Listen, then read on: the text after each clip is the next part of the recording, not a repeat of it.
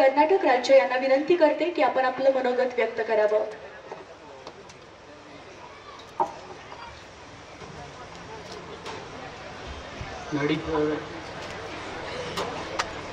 साहेब मी थोडं कन्नडीमध्ये बोलू शकतो ना? ಪ್ರಪ್ರಥಮದಲ್ಲಿ ಅಣ್ಣ ಬಸವಣ್ಣನವರ ನಂತರಾಳದಲ್ಲಿ ನೆನೆದು ಇವತ್ತಿನ ಬಸವರಾಜ್ ಪಾಟೀಲ್ ಅವರ ಪುತ್ಥಳಿ ಅನಾವರಣದ ಕಾರ್ಯಕ್ರಮದಲ್ಲಿ ವೇದಿಕೆ ಮೇಲೆ ಸಾನ್ನಿಧ್ಯ ವಹಿಸಿರ್ತಕ್ಕಂಥ ಈರ್ವ ಪರಮ ಪೂಜ್ಯರಾದಂಥ ಮಹೇಶ್ ಅವರು ಗುರುಪಾದ ಮಹಾಸ್ವಾಮಿಗಳ ಪಾದಾರಗಳಲ್ಲಿ ಪಡಮಟ್ಟು ನಮ್ಮೆಲ್ಲರ ಆದರ್ಶ ರಾಷ್ಟ್ರದ ನೇತಾರರು, ಮಹಾರಾಷ್ಟ್ರದ ಮಾಜಿ ಮುಖ್ಯಮಂತ್ರಿಗಳು, ಕೇಂದ್ರದ ಸಚಿವರು, ರೈತ ಚಿಂತಕರಾದಂಥ ಶರದ್ ಪವಾರ್ ಸಾಹೇಬ್ರೆ, ಈ ಕಾರ್ಯಕ್ರಮದಲ್ಲಿ ಅಧ್ಯಕ್ಷತೆಯನ್ನು ವಹಿಸಿ ಈಗ ತಾನೇ ತಮ್ಮನ್ನು ಉದ್ದೇಶಿಸಿ ಮಾತನಾಡಿರ್ತಕ್ಕಂಥ ಜಯವಂತರಾವ್ ಪಾಟೀಲ್ರೆ, ಲೋಕಸಭಾ ಸದಸ್ಯರು ಆತ್ಮೀಯರಾದಂಥ ವಿಶಾಲ್ ಪಾಟೀಲ್ರೆ, ಮಾಜಿ ಶಾಸಕರು ಆತ್ಮೀಯರಾದಂಥ ವಿಕ್ರಮ್ ಸಾವಂತ್ ಅವರೇ, ಶಾಸಕರು ಆತ್ಮೀಯರಾದಂಥ ರೋಹಿತ್ ಪಾಟೀಲ್ರೆ, ಅರುಣ್ ಲಾಡ್ ಅವರೇ, ನನ್ನ ಆತ್ಮೀಯರಾದಂಥ ವಿಲಾಸರಾವ್ ಜಗತಾಪ್ ಅವರೇ, ಪ್ರಕಾಶ್ ಜಾಮದಡೆ ಅವರೇ, ಸಗರೆ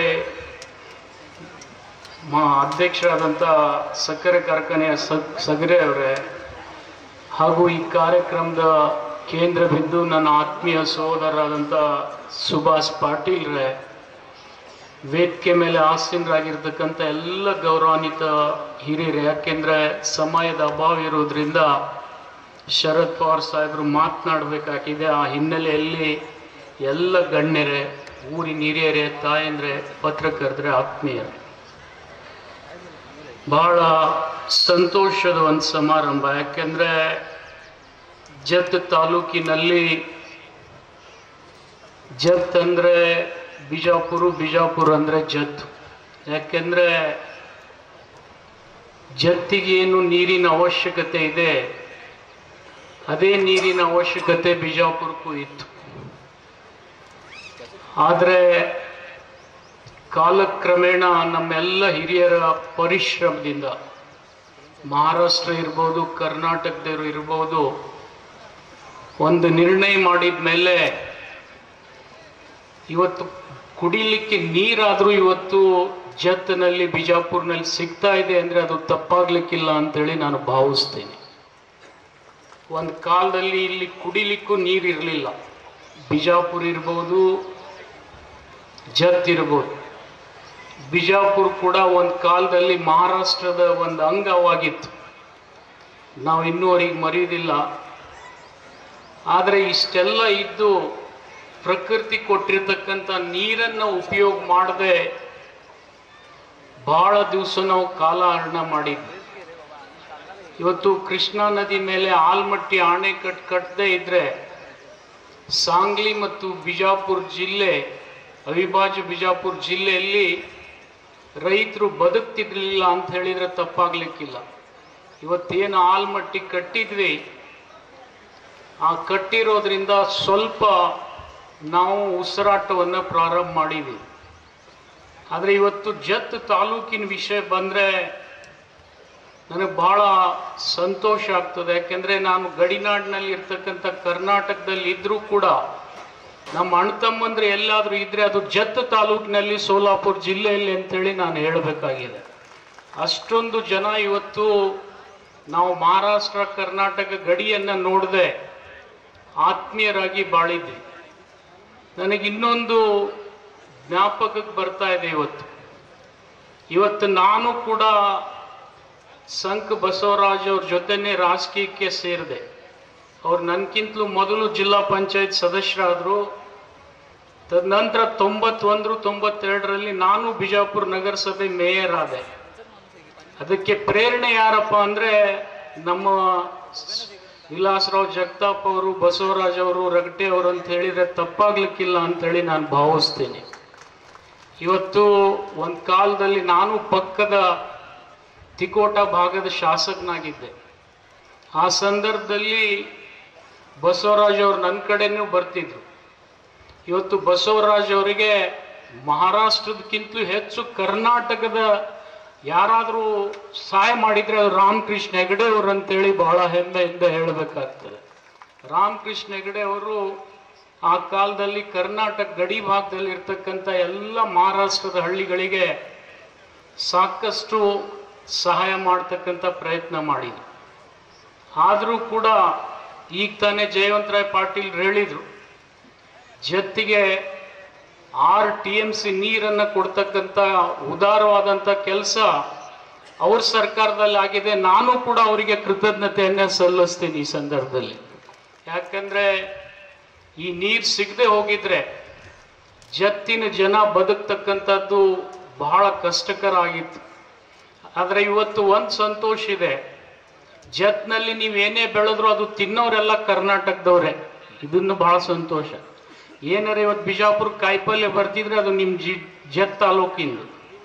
ಅಷ್ಟು ಜನ ನಿಮ್ಮವರು ಬಿಜಾಪುರದ ಗಡಿನಾಡಿನ ಮೇಲೆ ಬದುಕ್ತಾ ಇದೆ.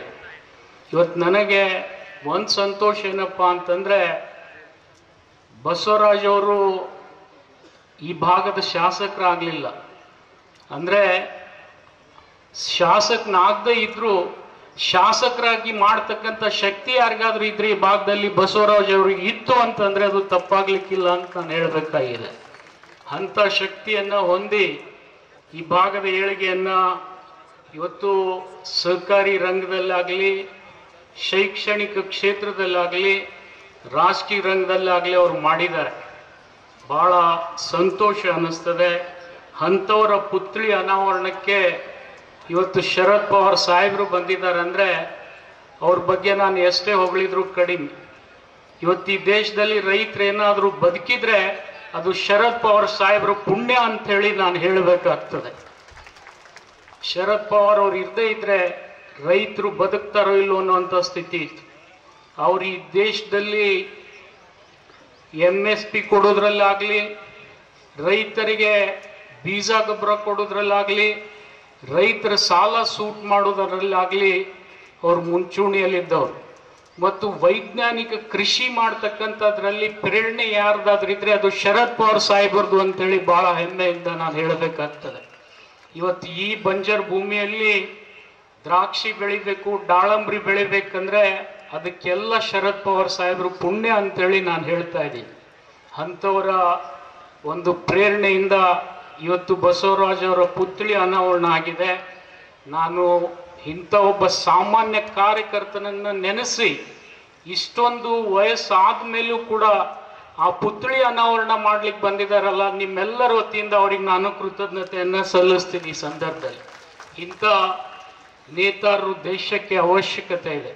ನನಗಿನ್ನೂ ಜ್ಞಾಪಕ್ಕಿದೆ, ಈ ದೇಶದಲ್ಲಿ ಬಹಳಷ್ಟು ಜನರು ರಾಜಕಾರಣದಲ್ಲಿ ಏನಾಗ್ತದೆ, ಒಂದೊಂದು ಸರ್ತಿ ಖುದಾ ಮೆಹರ್ಬಾನ್ ತು ಗದಾ ಪೈಲ್ವಾನ್ ಅಂತೆ.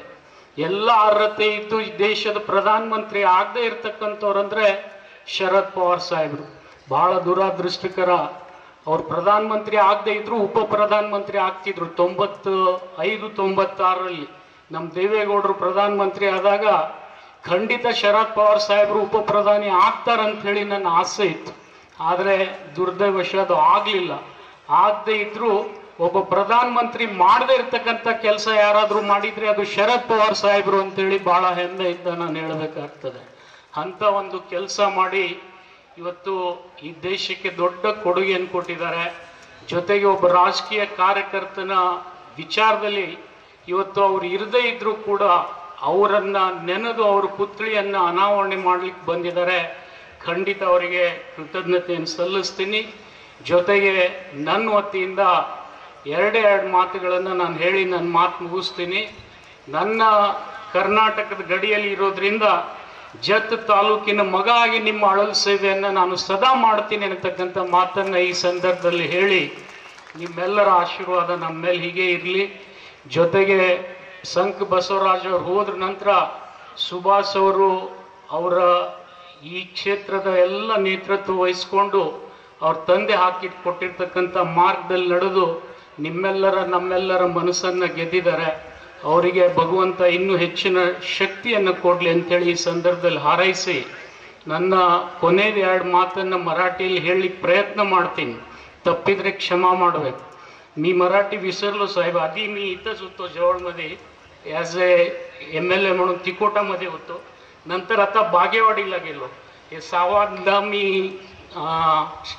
MLA झालो सावंदा 6th time. Almost I was earlier here in Tikota as a MLA in the border. परंतु आता मी तिकडं बागेवाडीला गेलो. आता थोडं मला मराठी विसरायचं फार सवय झालं. अगदी मी मराठी पण बोलू शकत होतो. आता पण प्रयत्न करतो.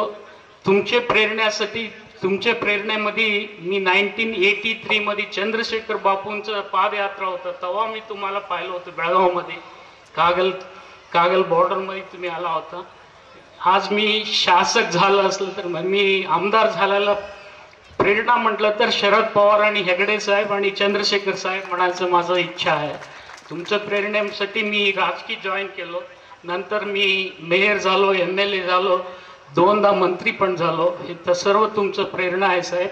तुमचं प्रेरणा आमच्यासारखे लोकांना सदा असावे माझं असं इच्छा आहे.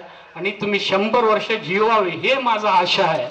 तुम्ही 100 वर्ष सगळे लोकांचा आशीर्वाद द्याव हे माझं इच्छा आहे. आज तुम्ही एवढं लहान माणसाचं असून पण त्यांना प्रेरणा द्यायसाठी त्यांचं पुतळे अनावरण करण्यासाठी तुम्ही इथपर्यंत यायला म्हटलं तर कर्नाटक आणि महाराष्ट्र लोकांच्याकडनं तुम्हाला मी फार आभारी आहे म्हणून मी सांगायचा प्रयत्न करतो. तुम्ही असंच सगळ्यांना प्रेरणा शक्ती व्हावे असं माझं इच्छा आहे. आणि आज हे संदर्भामध्ये मला पण बोलून 2 शब्द बोलायचं हे संधी कोणीतरी दिले असले तर हे जगत लोकांनी दिले त्यांचं पण मी आभारी आहे. पुढच्या काळात माझं सरकारचं कडनं काहीतरी जगचं अळल सेवा करायची संधी आली तर मी नक्की करतो म्हणून तुम्हाला विश्वास देऊन माझं 2 शब्द संपवायचे प्रयत्न करतो. खूप धन्यवाद.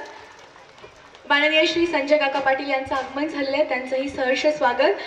माननीय नामदार शिवानंद पाटील साहेब ನೀವು ಇಂದಿನ ಪುತ್ಳ ಅನಾವರಣ ಕಾರ್ಯಕ್ರಮಕ್ಕೆ ಉಪಸ್ಥಿತ ಇಂದು ಭಾಷಣ ಮಾಡಿದಕ್ಕೆ ನಿಗ್ದು ಸ್ವರ್ಗೀಯ ಬಸವರಾಜ್ ಕಾका ಪಾಟೀಲ್ ಇವರ ಬದಲಾಗಿ 2 ನುಡಿ ಹೇಳಿದಕ್ಕೆ प्रेमपूर्वक धन्यवादಗಳು. खूप खूप धन्यवाद. आणि यानंतर कुशाग्र बुद्धिमत्ता, तीव्र स्मरण शक्ती आणि वेगवान निर्णय क्षमता या 3 गुणांचा